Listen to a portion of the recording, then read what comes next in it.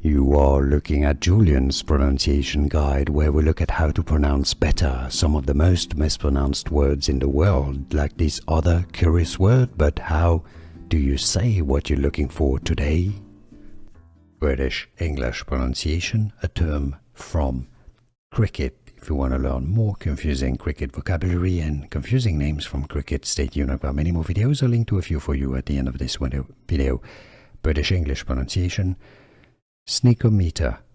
Snickometer. In American English, the pronunciation is rather as Snickometer, Snickometer, or alternative pronunciation, Snickometer. Here are more videos on how to pronounce more confusing words and names too many mispronounced. Like this video if you found it useful. I appreciate your support. I'll see you soon and thanks for watching.